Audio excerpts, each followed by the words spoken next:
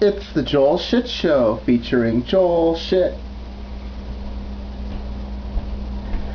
Hi, welcome to the Joel Shit Show. I'm your host, Joel Shit.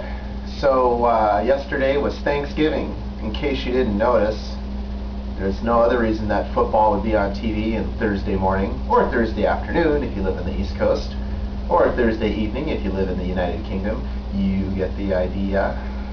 So, I went to Palo Alto, and my mom and dad were there, my grandma and grandpa were there, my uncle and my aunt were there, and then one of my uncle's friends from high school was there with his, I don't think they're married yet, and her 2 children from a previous marriage, but it's not a previous marriage if they're not currently married, so it's just 2 children.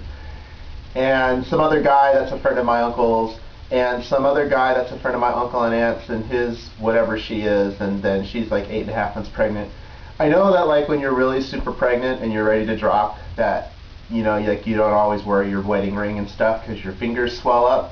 So I don't know whether they're married, and I guess it really doesn't matter. And her mom was there, and it's funny because even in this day and age, interracial couples can be sort of defensive because they expect people to scrutinize them. Never mind that we're in California, never mind that we're in the Bay Area, never mind that my grandma and grandpa, for crying out loud, are Japanese and really pasty Irish and German white.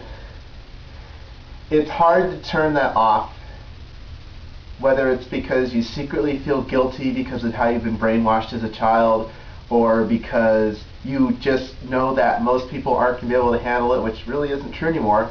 Nobody really, I can't say that nobody really cares anymore. Lots of people still care, but I don't think you can worry about that stuff. So the conversation kept going back to interracial couples and biracial children. And my mom, who's half, and she was, obviously she's been half her whole life, and so she had to grow up in the 60s in an all-white town being half, and that's like being fully Asian, for crying out loud. They couldn't handle that in Napa. And, you know, we're sick of hearing about it. But one guy, he's French. His name is Jacques, and it gets better because he talked about his brother, and his brother's name was Pierre. It's like, come on, man. Not every kid in America is named Jack, although too many of them certainly are. And so he's French, and she's Chinese, and she had her mom with her, and her mom didn't speak any English, but she was taking care of her because she was like ready to drop. Like she was due like any day now. And I mean, she was so pregnant, it looked like she didn't have any tits at all. And it wasn't because she was Chinese, and I know that's an easy joke.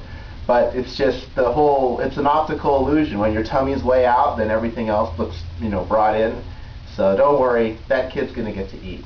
Well, that's all the time we have for today. Visit us on the web at joelshitshow.com. Email joel@joelshitshow.com.